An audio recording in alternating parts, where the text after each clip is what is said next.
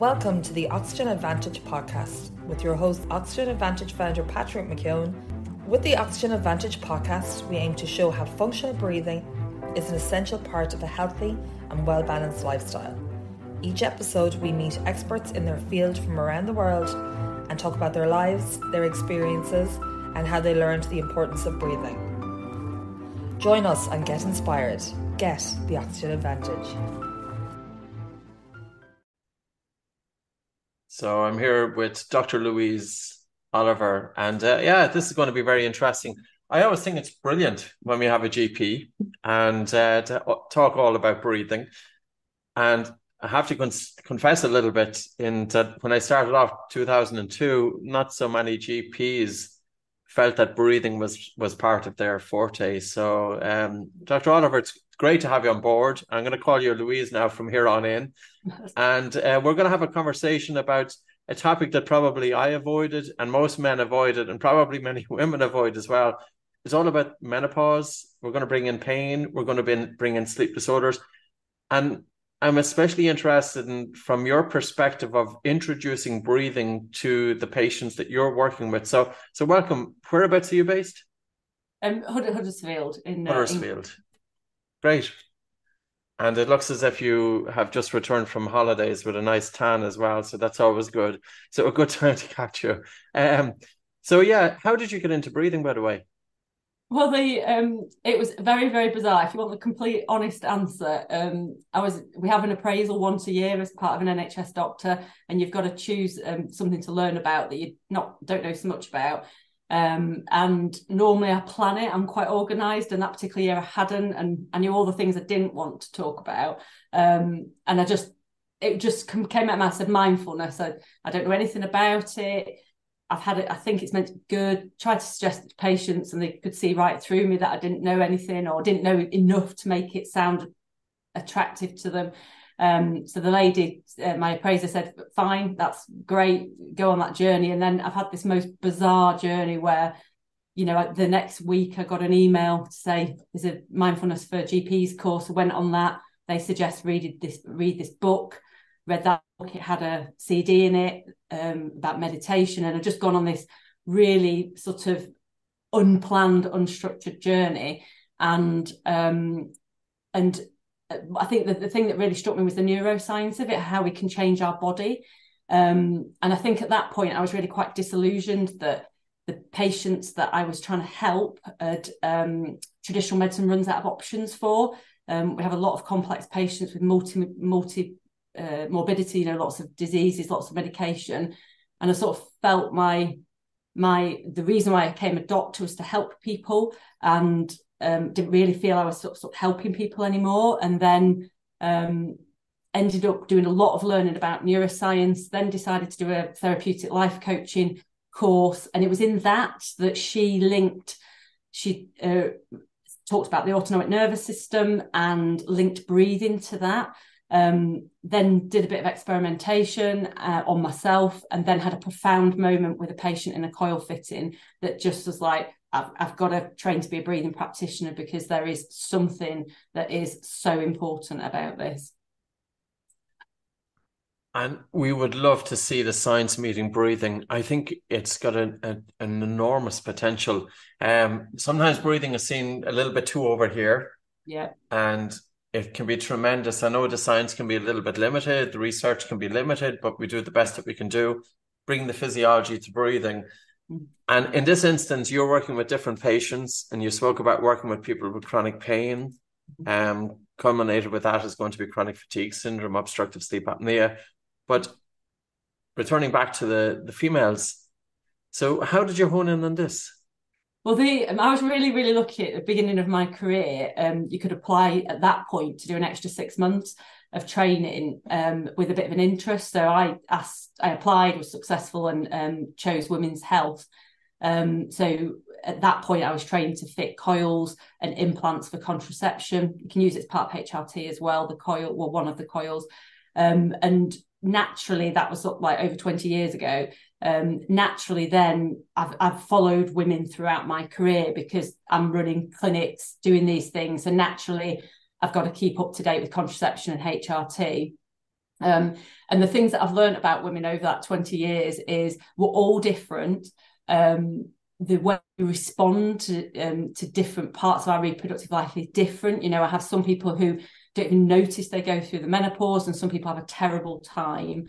Actually, our bodies change. So what suited us maybe when we were younger and what suits us now completely changed. So it is, we are a diverse bunch. And certainly I really felt there was like a missing piece with menopause that I try to help people with HRT and looking at other lifestyle things, but they definitely felt there was a missing piece. Mm-hmm. And then with the breathing work and what I learned from you, started to look at this steep rise in sleep disordered breathing as people go through the perimenopause and menopause. And then actually asking women, how are you sleeping? Which I probably would have asked anyway. But then I asked the next question, how do you breathe at night? And obviously, sometimes they're like, I sometimes signpost it. I'm going to ask you, say it seems a bit unusual. And like, is your mouth open? Have you started snoring? Does your partner, if you've got a sleeping partner, do they ever have to nudge you because you've stopped breathing? And I've been absolutely, amazed at how many women don't breathe well at night. So many, it's untrue. Now, obviously, I see a skewed view. I'm seeing women who are obviously struggling for some reason. I appreciate there's lots of women who are looking at who perhaps are doing okay. And so I definitely, the more people that I see are going to have higher risk of it. I get that.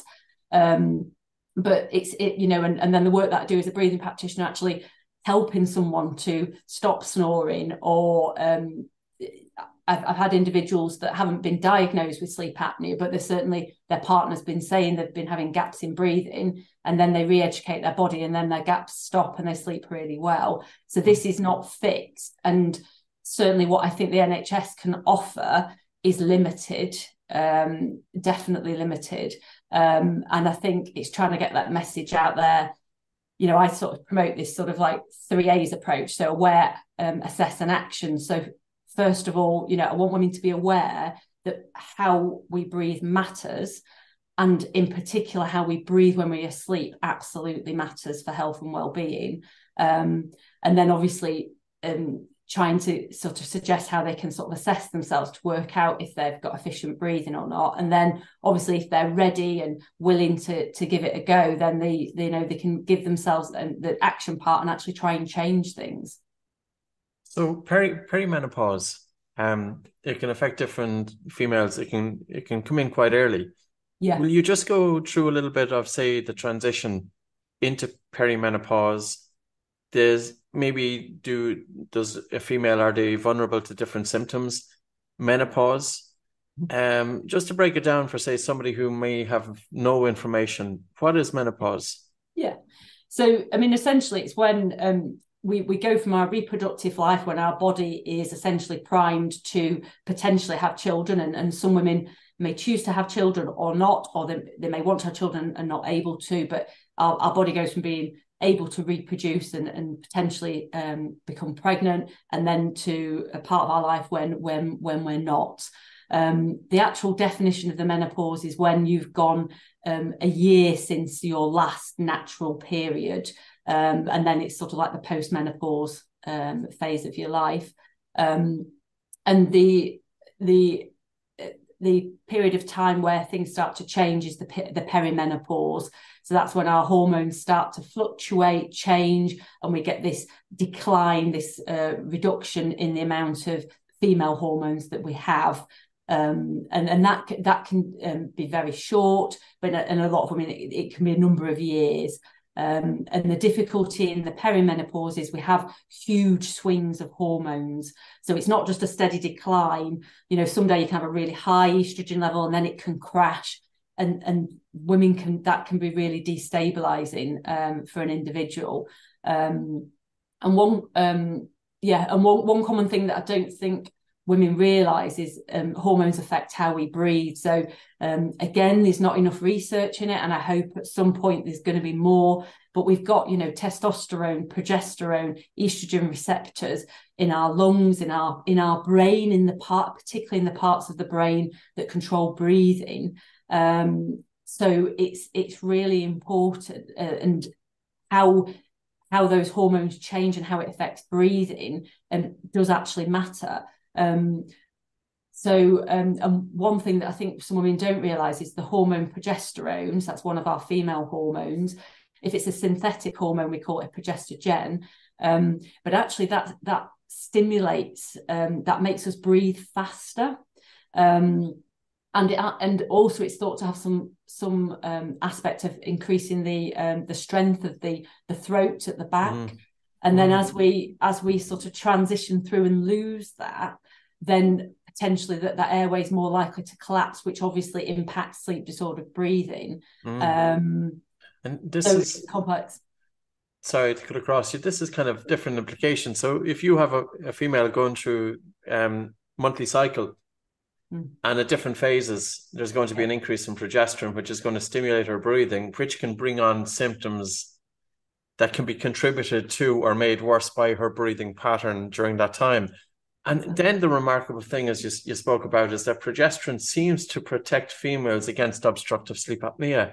Yeah. So when progesterone production levels off, then the female, of course, is more vulnerable to the upper airway collapsing during sleep.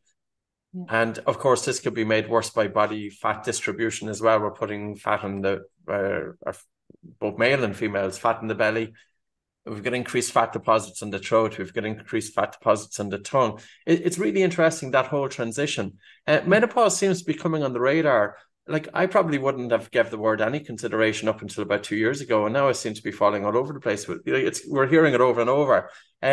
So do you think there's a greater awareness, coming back to those 3 A's, but there is a lack of awareness of the connection between breathing and dysregulation of the autonomic nervous system and menopause? You think something is happening now? People are starting to take note. Definitely. So, I mean, I've been on a roller coaster with HRT, because when I first started, obviously, I developed this interest in women's health, and I was really upskilling my knowledge on HRT. Did a project on it as part of my training, and then a study came out, and the study that changed everything, that made everyone not want to have HRT, came out literally as I was qualifying as a GP, and that completely changed the radar. Now that study, there was lots of technical problems with it, so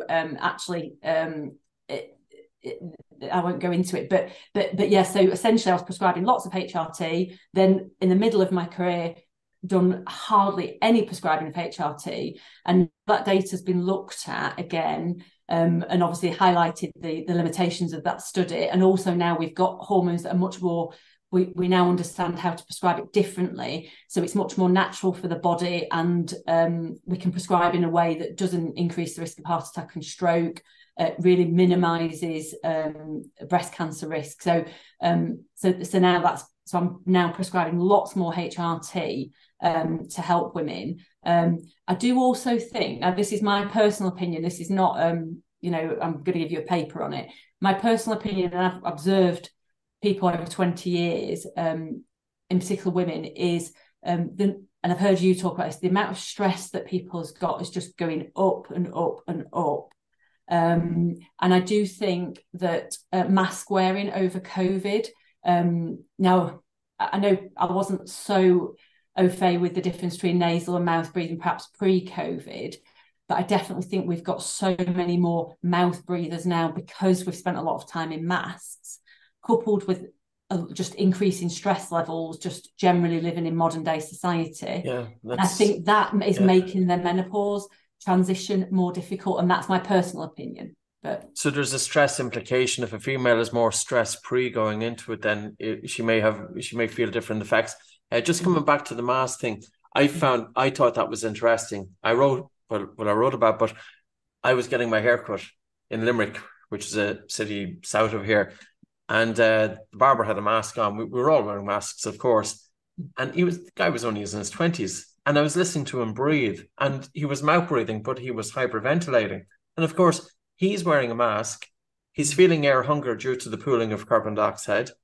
And he's naturally responding with faster and harder breathing without realizing that the air hunger is actually okay if you transition to nose breathing, to slow breathing. So there would have been a lot of vulnerable people when they wore the mask, that the mask would have triggered air hunger.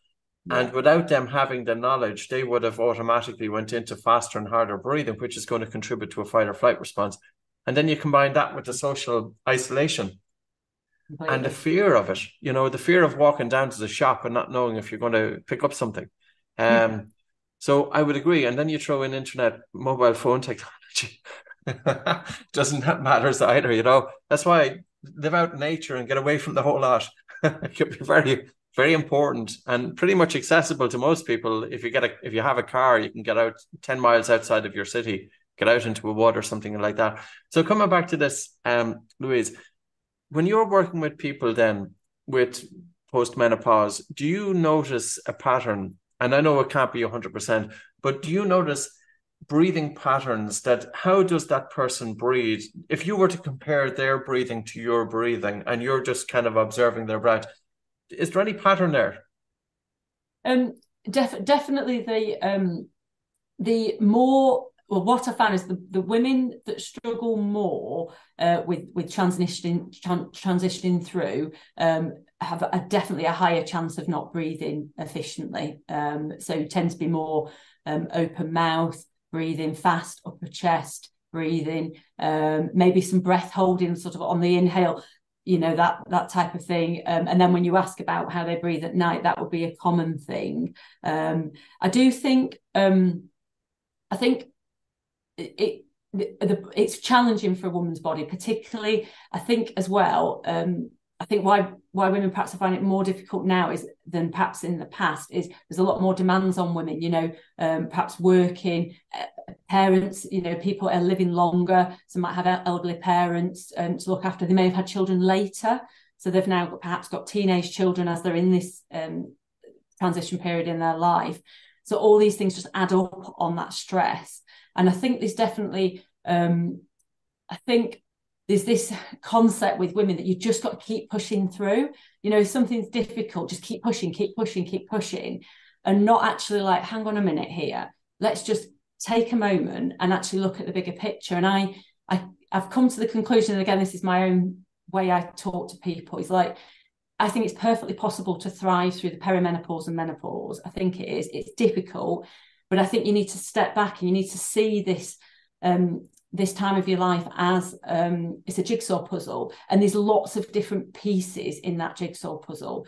Like I'll mention some now, but there's loads. So what we drink, managing stress, sleep, breathing, being creative, having fun, sense of purpose, connection with others, resistance training, spirituality, sexuality, car activities, lots and lots of different pieces. And sometimes if you look at it, all of it, it seems overwhelming. So what I sort of say is, well, be honest with yourself. Try and pick a couple of pieces that you think you've got the most to gain from. Because some women literally can feel like they've just had the plug taken from them, and it's like they've got nothing left to give.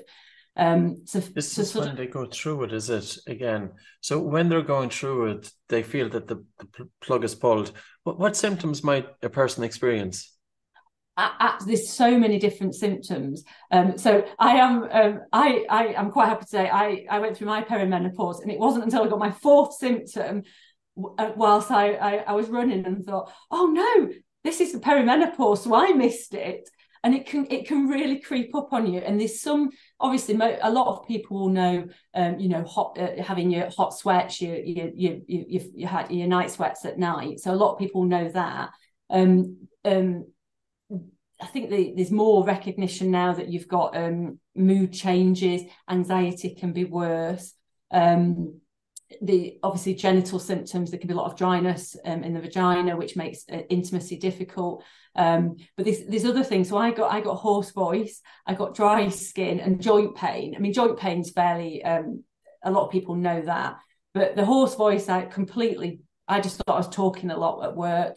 And the dry skin, again, this takes us back to what I'm saying, is that women, certainly I was just completely pushing forward, not paying any attention to my body, that, well, I've got dry skin now, and no matter how much moisturizer I put on, it's not helping. I've got hoarse voice. I'm having to go off and check that I've not got throat cancer. My GP had to refer, and luckily I didn't. And then I'm now like walking like an old woman when I'm trying to run. And I started snoring. So I started to snore. Sorry, yeah. So I started to snore, and then when I was, I think it was when I was. So I think I must have snored, dry mouth, dry skin. Dry. So I got the hoarse voice, dry skin, and snoring, and I didn't put that any. Didn't really think perimenopause. And then when I was running, I was getting joint pain. That was when the penny dropped. And I went, for me, hormones was a big part of my jigsaw. I went on HRT, and instantly my throat wasn't, my voice was normal. My dry skin just instantly went, and my joint pain went, and I could run normally. But my snoring did not stop. I was still snoring, and that didn't. And I know how I felt when I was snoring. I couldn't concentrate, so brain fog. I was trying to be professional at work and struggling with my memory. Obviously, I'm then going to be more irritable because I've not slept well. My husband, who's next to me, he's going to be more irritable because I've disturbed his sleep. And then you might have been separate bedrooms, and so all that. Mm-hmm. So I know exactly how it feels. And then when I was already on this breathing journey, and then thought, right, well, let's invest some time in improving my breathing. And then literally, I don't snore. I sleep the best I've ever have done. Have clarity of thought, and then this ability to self-manage my autonomic nervous system, to self-manage my stress levels, has been amazing. And then obviously now I run completely with nasal breathing, so it's which is just so much more relaxing, and I can recover much easier. So hence why I'm very, very passionate for trying to, because when you've been there yourself, and you can, I'm quite happy to tell that to people, and I know what it feels like. And you can, I might not everyone can stop snoring, because it depends on the size of the nasal cavity, doesn't it? But you can certainly make it a lot better. So I think it's really important that women know about breathing. But for me, definitely sleep disordered breathing, and how you breathe when you're asleep really is your unconscious breathing pattern, isn't it? So if you don't breathe well at night, you clearly are not breathing well in the day. Yeah, it's amazing with obstructive sleep apnea with females. I think it increases 200 to 300%. I think sometimes the problem with sleep apnea that the studies vary so much. And you read one study and it gives you statistics of male, females, and then you read another study and it's way off the charts.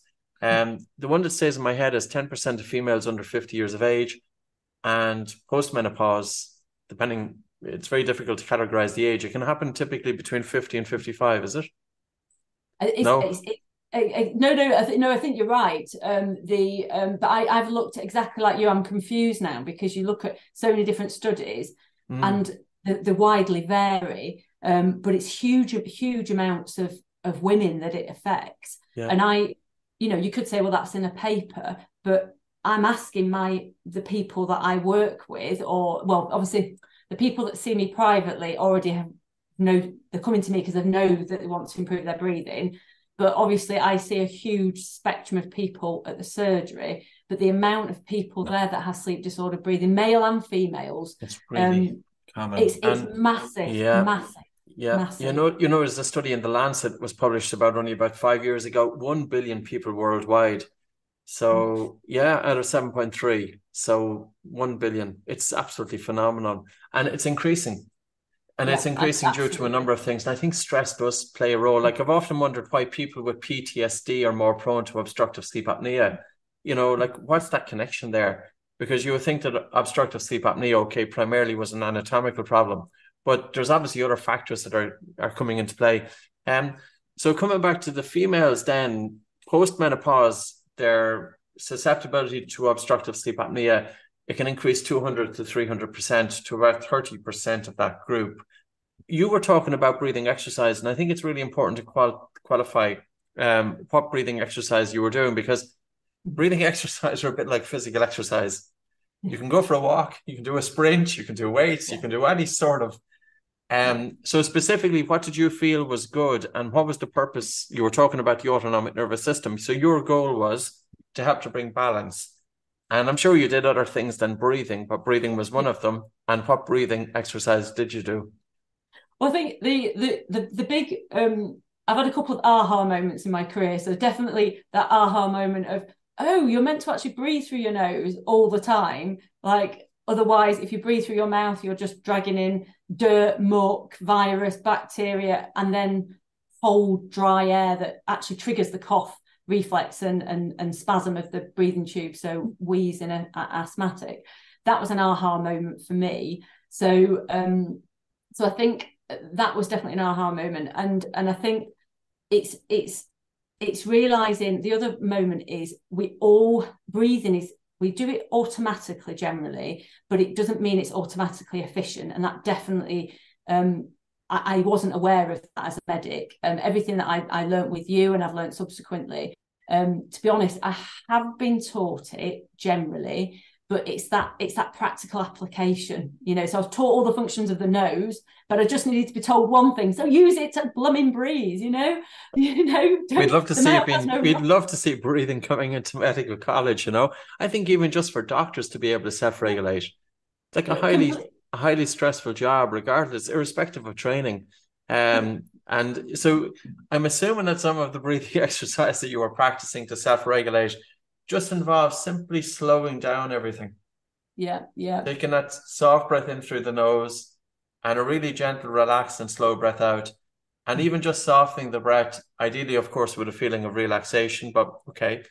But just gently softening the breath to the point that you get that tolerable air hunger and sustaining it then for a period of time, maybe starting off with a minute, 2 minutes, 3 minutes, 4 minutes. That's my favorite breathing exercise, by the way. Nobody knows you're even doing it. And I think that's one of the powers of it. But you'd often feel that that's really what the body, if the body is going through a transition that's stressful, we need to be able to help counter that. So, and if poor breathing is part of that, we want to be doing the opposite. Did you practice it? Did you bring it into, because you were fit anyway. That's another thing. You were fit, you were healthy going into this journey. And yet you still had the symptoms. Well, exactly. And when I first thought, well, there's nothing wrong with my breathing. Like, why would I have to like re-educate myself to breathe? Well, there's nothing wrong with my breathing. I run 3 times a week. I've got a healthy weight. But then I read the definition of sleep disordered breathing, which obviously is if you snore. So I clearly have sleep disordered breathing. So there is an issue with my breathing. And why have I got an issue with my breathing? Well, I'm going through the perimenopause. I talk a lot for my living, so that definitely makes. And I've got a job that's really stressful, and I'm going through the perimenopause. So I've got factors there that influence it. And I think one important thing women should be able to think about is we've all got different efficiencies of breathing. So my breathing wasn't good, but I've certainly seen individuals where it's a lot really, really inefficient. So so there's a scale of inefficient, you can have efficient breathing, really very inefficient breathing, or you can be in between.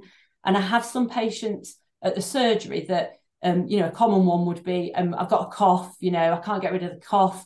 I do all the traditional medical stuff, checking for various things.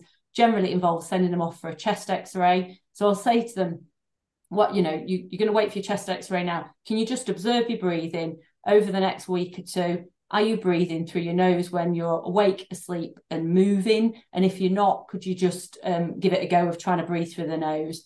And a brief explanation about air hunger. And, if they feel air hunger, it's not their oxygen dropping. And it's amazing how many then, and I generally then cite, if they sort of look like, I may be more of a mouth breather, or I'm doing a lot of mouth breathing, I'll give them a podcast. So the one you did with Dr. Chatterjee or James Nestor, those 2 podcasts I have on a Word document. I can just literally just text them the link and say, just observe your breathing. If you're noticing you're doing some mouth breathing, could you have a listen to this podcast? So is it relevant for them? If it is relevant for them, listen to this podcast. And did you know that if you mouth breathe, you'll breathe cold, dry air in, and it will give you a cough.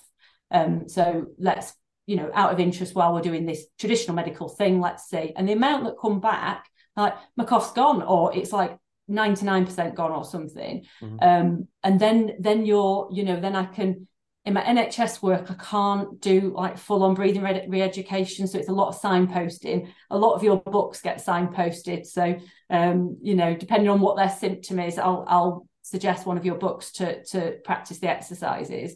And I've developed on my web page, again, partly because of the patients, I can't do really in-depth work with them, but I've broken it down because I think what they need to understand, it's obviously about making sure they're not over breathing. So doing breathing exercises to train their body to not over breathe.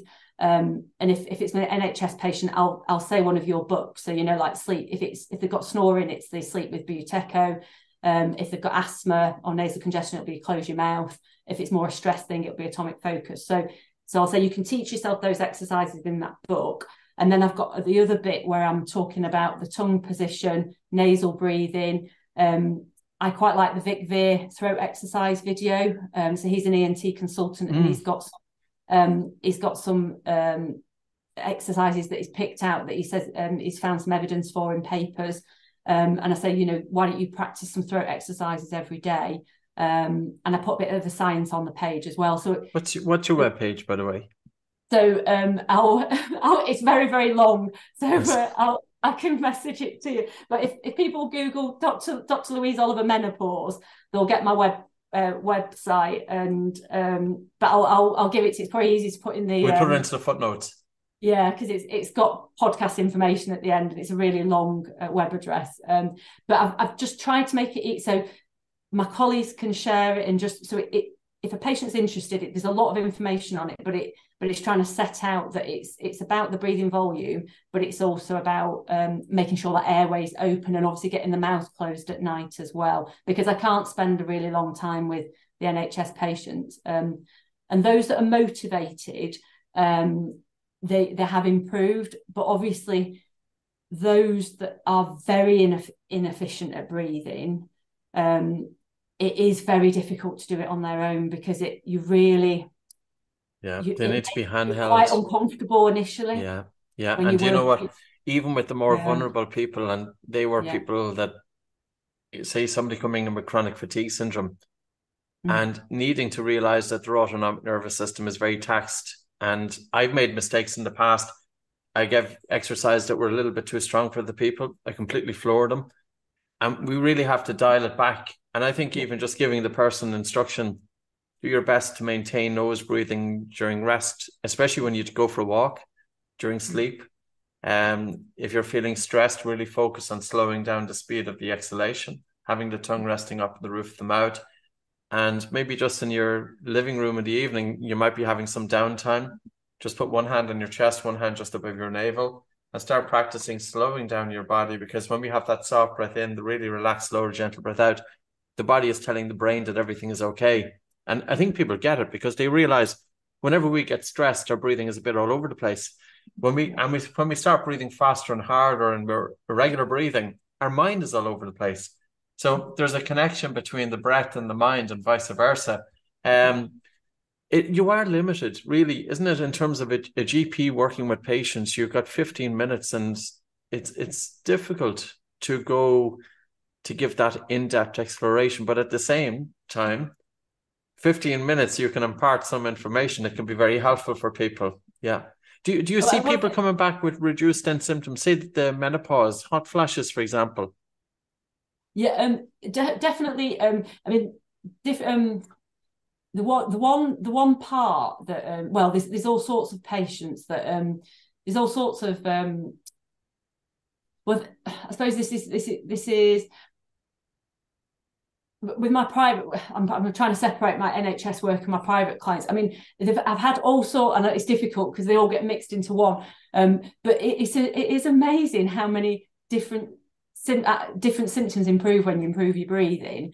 I tend to promote, I can quite confidently say, you'll be able to, you'll be less breathless with exercise. You'll sleep better if, obviously, they don't breathe well when they're asleep, and you're having a improved ability to self-regulate, stress and stress resilience. So I generally come from there. But there are lots of symptoms. So I've had people who their eustachian tube, when they get a lot of they have problems with like ear pain and things.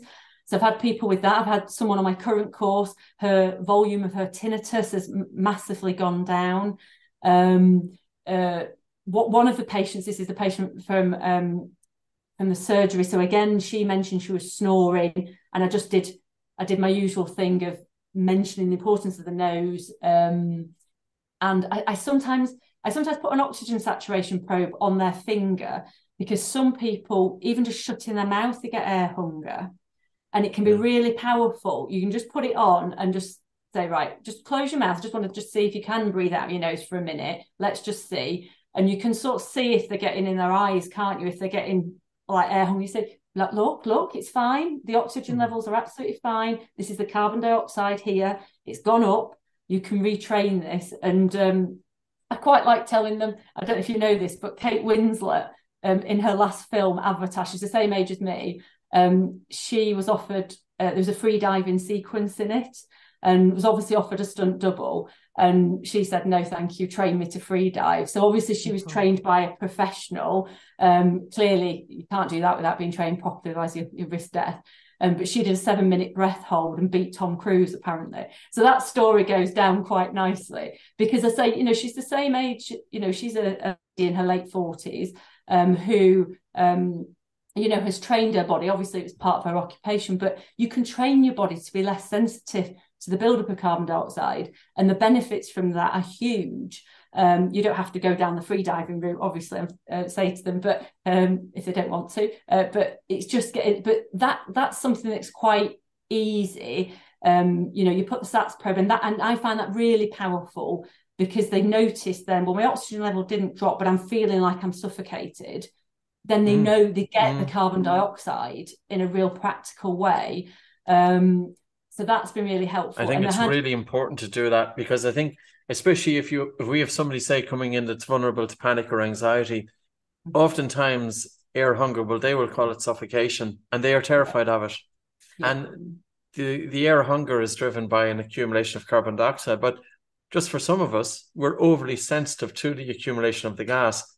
And that's why it's very important to do gentle breathing exercises that over time that you can desensitize your reaction to it. Because I often feel it's the suffocation that's driving back into the stress response, that's feeding into the suffocation. There's a vicious circle there. So imparting that advice in terms of, for people to feel comfortable that, a little bit of air hunger. I wonder, we had a question there come up yesterday as well. I won't go down a rabbit hole. We'll stay on topic. But sorry, Louise, I kicked in there. So your patients overall, and you find that not everybody is going to be approachable about breathing, but I think breathing has got a tremendous space in terms of getting it out to the very everyday person with the language that we use and bringing it down to their level, because it is very accessible. It's tremendously, like, even go for a walk with your mouth closed, you are doing a breathing exercise per se. Where do you see it going? Well, I think health professionals, they need to know about it. This is not, there is nothing weird about Buteco or breathing through your nose or training people to breathe well. There's nothing weird about it. We have been designed, to breathe through the nose.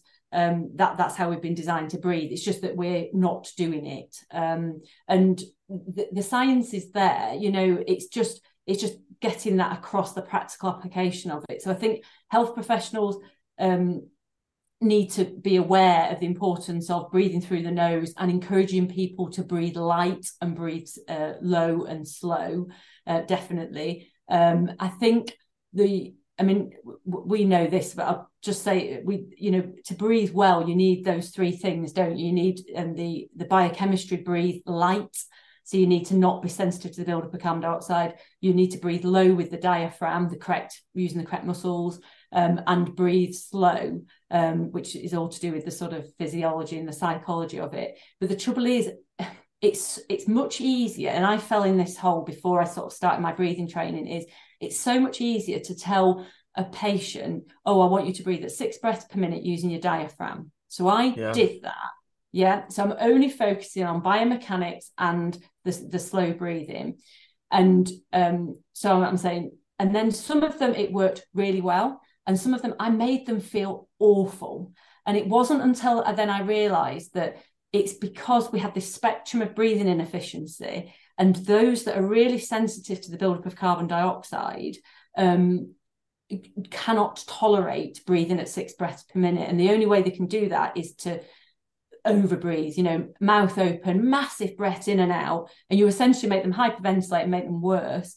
And I, because I spend time fitting in coils with women, I'm with them for a long time, and it's an attractive prospect to use breathing to try and help their pain. So obviously I experimented with some of this, and some women had a very profound moment, which I made her into a very relaxed state, which she has given me permission to talk about it anonymously if you want me to go into that. But I changed her very profoundly, and it was that moment that I thought, right, I want to train as a breathing practitioner. But then I've done that with other patients, and I've made them feel terrible. And that missing link is definitely about carbon dioxide sensitivity. But that is the bit that is the most difficult one to teach, and it is more difficult. Obviously, if someone isn't too inefficient, exactly what you said, just go for your walk, make sure it's nasal breathing when you sit down. Exactly. But I've got individuals that are coming out of long COVID clinics that have control pause of 3.5 seconds, being discharged, saying there's nothing we can do for you. We've done everything. That's it. You'll just have to pace yourself and just get on with it. And these people are so, there's one aspect of their breathing that is not being addressed. And that may not be, this is my experience of the clinics near me. I fully admit around the world and different parts of the UK that may be different. I know there are. Well, I've seen as well on COVID before. I would, coming back to that breathing point, I would totally agree with you. Giving people instructions maybe to breathe in for 4 seconds and out for 6. Theoretically, it's a great instruction because it's the perfect respiratory rate to bring down the breathing rate down to, say, 6 breaths per minute, which helps to balance the autonomic nervous system. But if we think of the person who needs it most, the person who is breathing faster with a respiratory rate of maybe 18 breaths per minute, breathing up her chest, feeling air hunger. So here's the person in their everyday breathing. This is how they breathe, not just during a stressful situation. And then we asked them, if we were to ask them to go from 18 down to 6, the transition is just too much. And they will just amplify the tidal volume. So even though they are reducing the respiratory rate, the volume of air that they breathe in during that breath is going to be increasing disproportionately. So they end up over breathing, which is going to feed into their symptoms. It's a great point. And I think that's the importance of being able to tailor breathing exercise then according to the person that you're working with. Yeah, definitely. And it is, I think, teaching carbon dioxide, teaching individuals to be less sensitive to the buildup of carbon dioxide has been profound for me, because I now, I can help people feel, or at least help their basic foundation of life, breathing, to be better, to not feel this horrible air hunger. And the people just breathe then naturally, even if you don't do any work on diaphragm and breathing slow, they naturally, you're asking them to nasal breathe, become less sensitive to the buildup of carbon dioxide. They breathe slower anyway and lower. And then your natural, I remember the moment when I corrected my breathing, and like we described, that you get this point where there's a short pause after the exhale before you breathe in again. And I remember being at rest and thinking, oh, I've got that.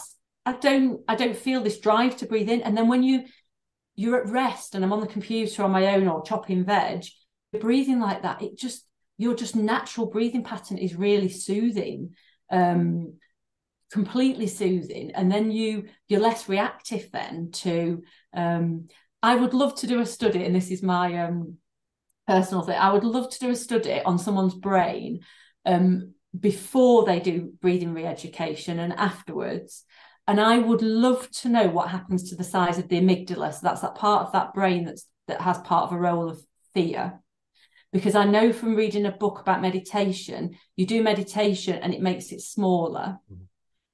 So if I train my breathing to be really slow, gentle, and it's constantly stimulating that parasympathetic and I'm feeling calmer all the time, surely my amygdala's got smaller. And I definitely, I've been known for my fiery sort of personality. I'm probably more of an extrovert. But I'm definitely calmer. I'm definitely less reactive. And it's a physiological thing, definitely. And I would love to know what the size of my amygdala was before I started this and afterwards. So if there's anyone listening who's going to fund a study, I think that would be... It's like we'd love to see more studies on breathing, but specifically the breathing exercise that we work with, that we're seeing the results with. Michael Binder's paper, the neuronal hyperexcitability hypothesis. So he's a psychiatrist in one of the universities in the United States. He said the psychiatric population, if you were to add up those with severely elevated hyperexcitability of their brain cells and severely, it was almost 3/4. Whereas in the normal general population, if you were adding that cohort, I think it was only about, it wasn't even a quarter, maybe about 15% or so. And then we look at the connection between what happens if we are breathing harder and faster, and we're breathing a little bit too much air, and that's blowing off too much carbon dioxide. That in turn will increase neuronal excitability. Yeah. And then we know that 75%, even though it's understudied, 75% in the studied population of anxiety and panic disorder have dysfunctional breathing. And then we have to ask as well, is their everyday breathing then feeding into increased neuronal excitability? So the brain cells are firing all over the place. They're all over the place. This is an interest, because I often feel with mindfulness, can you imagine if our minds are all over the place and then somebody says start paying attention to present moment awareness? You're going to say, listen, it's not possible. But you could do breathing exercises maybe to help self-regulate, that even some of them don't even require paying attention to the breath. And I think it's more direct. You can target it very specifically. If the elevated breathing pattern is feeding into symptoms, well, why not target specifically the elevated breathing pattern, but also take into consideration, as what you said earlier on, that tidal volume. And just on one point about mental health, I've had two patients recently that both have quite severe mental health, one male, one female, but their nightmares, both of them have lots of nightmares. I tried to explore about sleep apnea with them. No, I don't have gaps in breathing, but they do heavily snore. And luckily in the area that I am in, I can just refer on a suspicion. I've not had a referral sent back to me, and I've just said I'm concerned. Can we just check these people don't have sleep apnea? And both of them have very severe. Really.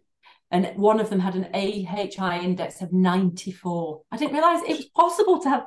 There must be no normal. Know it was. I've never heard of one as high as that. Wow. 94. And to me, obviously, it's on my radar. But it was.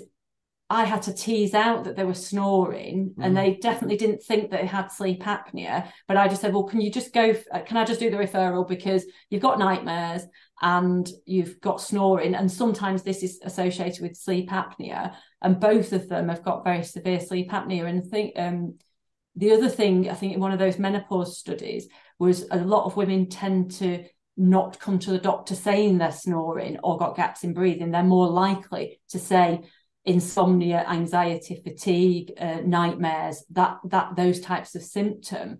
And I think it's trying to raise awareness with health professionals that it's other symptoms that present, and you need to, obviously, you still just consider it in your differential diagnosis that it might be something that they're suffering with.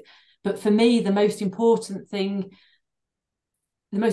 for me about getting health professionals to understand this is to experience it themselves, or to see somebody they know improve. So on my virtual groups, it's been really good that I've had some doctors on my courses that I'm not breaking confidentiality because I've put it on social media, but they've seen individuals on the course improve, and there were people that they knew, and that was really powerful to them. Doctors that I work with, again, I've got a doctor that snores, and again, he's just doing a little bit of work on trying to do more nasal breathing, and I think he did a bit of box breathing, but his snoring's gone down. And then once you experience that, you realize, and okay, yeah, there's more to this. So it's trying to get, I think that's a powerful way of doing it, really.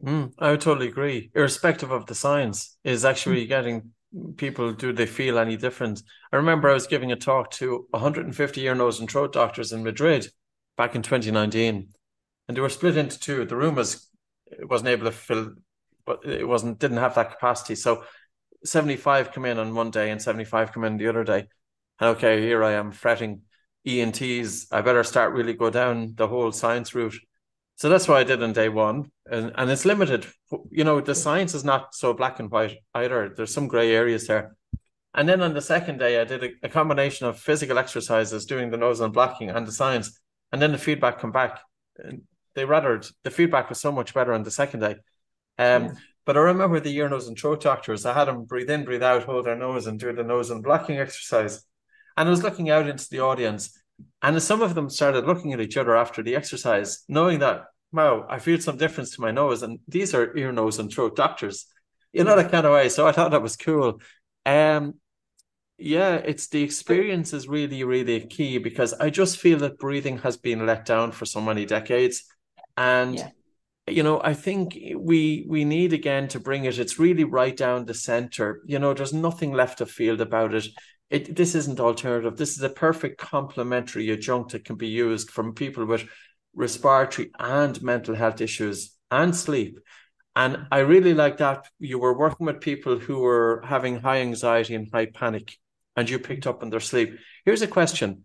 Do you think that people with mental health issues will ever get to the root of their mental health issues? Now, it's going to be your personal opinion, if they have continued sleep disorder breathing, but that's not being addressed. No. Yeah. Because absolutely not. And I'm probably one of my biggest passions with breathing is sleep disorder breathing, because by definition, if you're not breathing well when you're asleep, that means your unconscious breathing pattern is not efficient. And you should, when you're asleep, your body should feel safe. Your body then should go into that parasympathetic, that relaxation response. And then actually sleep's a very active process. Your body then repairs and recovers your body, but it won't do that if it's still in that fight flight mode. And that's definitely what I bring in with people is, you've got that autonomic nervous system that controls everything in your body, and it could be in fight flight or in this relaxation response. If you're breathing at night, open mouth, loud, holding your breath, irregular, your body literally thinks it's being attacked. It's going to keep waking you up, and then you're not going to sleep well. And we know that to sleep well, you need this relaxation response, so the body can then do the active processes of repair and recover. And that's repair and recover physically, but we know there's certain stages of sleep where they do all the emotional processing. So you're not going to do that if you don't have the correct stages of sleep. You need all stages of sleep are important for different reasons. So sleep disorder breathing is so important. And medics, we make things so complicated, don't we? So you want to open the airway up. So let's put a mandibular advancement device on here and drag it forward to drag the tongue out of the airway. Well, can we not have the individual practice the tongue in the correct position? And certainly, now I'm teaching people and I've got the experience, I can say, you can train someone to put the tongue in the correct position and it stay there. It takes 3 months though. And I will tell people that and say, you're creating new muscles, new nerve connections. So this isn't going to be better after a week. You've got to do it. Every time you fill your water bottle up, you sit on the toilet, you wash your hands, you put the kettle on, you just need to go tongue, and it needs to be flat on the roof of your mouth, not in contact with your front teeth. Make sure your lips are sealed. Don't clench your teeth. slow nasal breathing. Just do that. How many times a day? If you do tongue routine like that, you're constantly bringing yourself back to nasal breathing, correct tongue position. Yes, it might ache. I think it's a positive thing. I'm definitely better under here, and I've got more definition here since I've practiced my tongue position. It will ache for a couple of weeks, but that's a good thing. That shows that you've not had the muscles there. And then people feed back to you, oh, I actually woke up this morning, my tongue was in the correct position. And then obviously they carry on, and after 3 months, it's a more natural thing. And I know there's some people that obviously there's different spectrums, but they're even fitting this nerve stimulator now to the bottom of the tongue, aren't they, to fire a signal to push the tongue out of the airway. But can we as medics just tell people there's a correct way to put the tongue, there's actually a correct swallow? There's lots of stuff on the internet. I know we're not qualified in it, and I know obviously my functional therapy, we currently in the UK, I don't have access to that. But patients can do a lot of reading themselves and teach themselves. Louise, I totally agree with you. I really feel with the sleep industry, and if you look at the CPAP, it works, which is continuous positive airway pressure. And the idea came from, for those listeners who don't know about it, it's a vacuum cleaner in reverse, to put it crudely. So it's basically a device or a unit that's pumping air into your airway at a sufficient pressure to splint open the airway. Now, on the basis that continuous positive pressure air opens up the airway, how about looking at reducing the negative pressure created during inspiration from an anatomical point of view?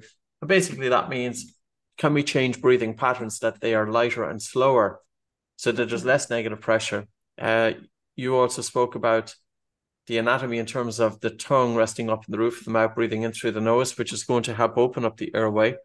And a good airway is just this side. We don't have much room for air. So you can imagine when the mouth is open, or if you have jaws like mine that are set back, the airway is already compromised. Sleep apnea has moved on. Luckily, since 2013, there was a paper by Danny Eckhart, and he talked about PAM. He talked about peak crit and arousal threshold. L is for loop gain, and M is for muscle recruitment. So those 4 phenotypes, and breathing can play a role there.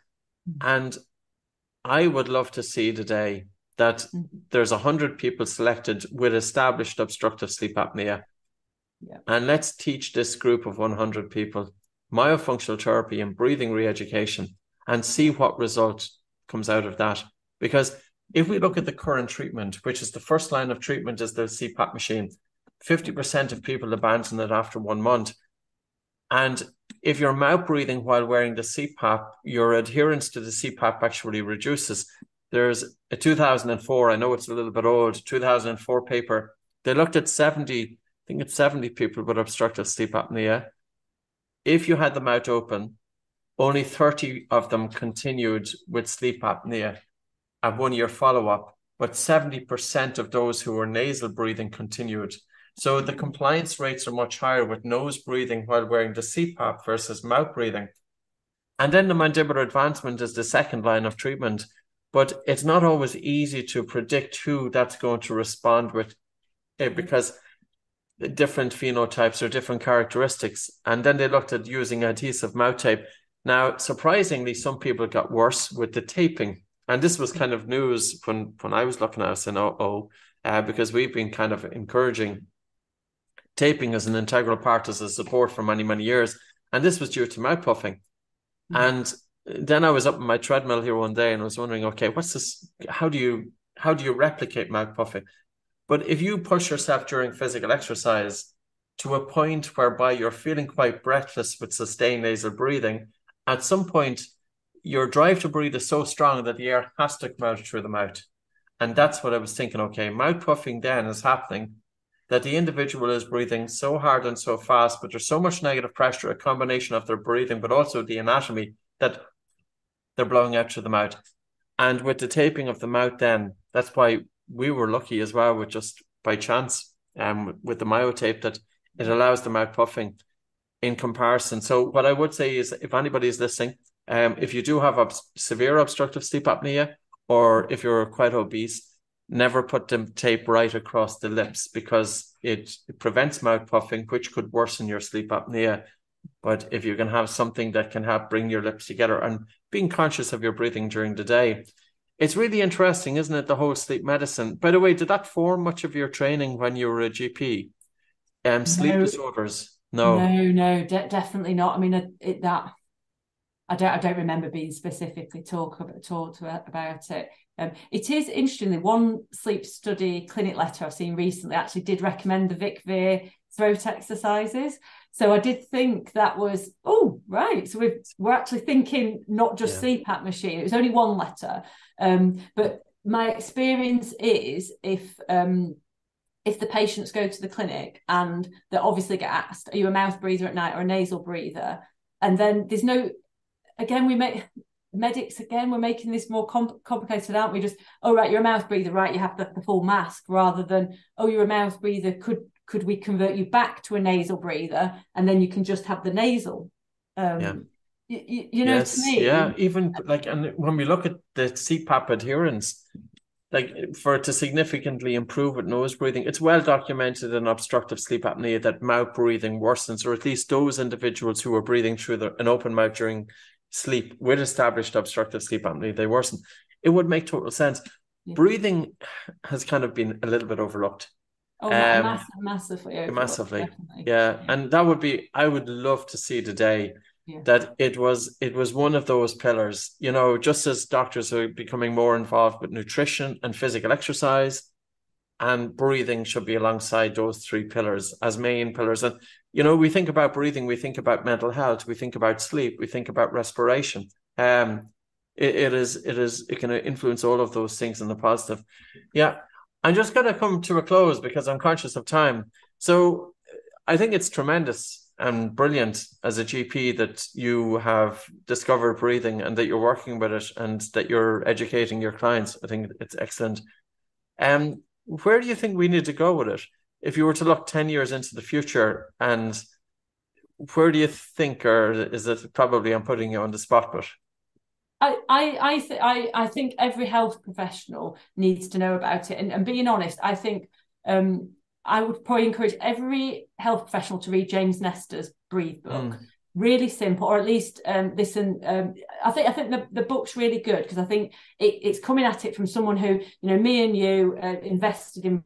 Going to say it's important, but he's a scientific journalist who's come at it again, not a planned thing, I don't think, triggered by. I think I heard him say on a free diving piece he had to do. So I would actually encourage every health professional to read that. And I don't, and what's in that book is true. What's in that book is true. And that's the first basic thing. And then start to experiment with their body themselves and see what happens. And actually start observing your patients before you pull them in. You know, is their mouth open? Can you hear them breathing as they come in? What are they breathing like in front of you? And certainly the health professionals who I've been working with, they now see it in their patients and they're asking them particularly how they're sleeping at night. So, and I think, being honest, I don't think who's going to fund a massive study on breathing? You know, it won't be a drug company with it, you know.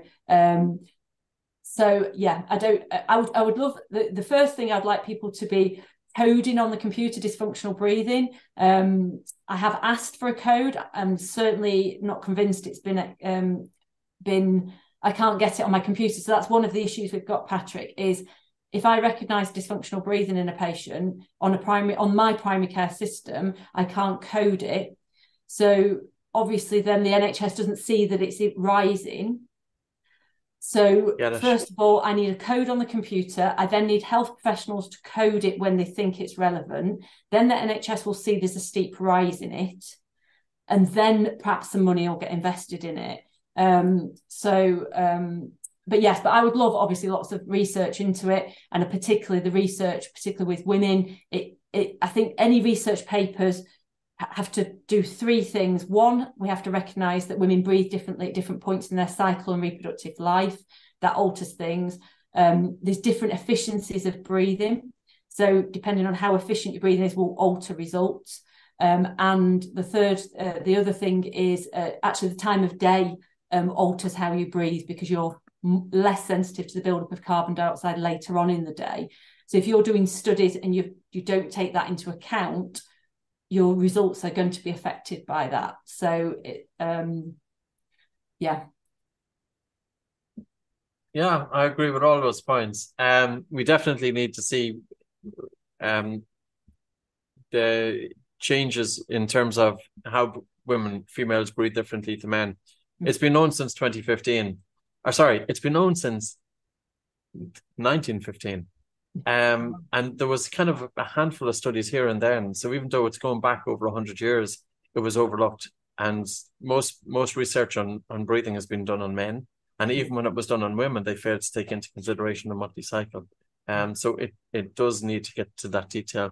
So Dr. Louise Oliver, that was a pleasure. Thanks very much for this conversation. I think it's going to help people. I think it's great to get this information out there. So yeah, wonderful. Thanks very much. Thank you. Thank you. Thank you for listening to the Oxygen Advantage podcast. If you liked what you heard, please subscribe and maybe take the time to leave us a review. The Oxygen Advantage podcast is available from all your podcast providers.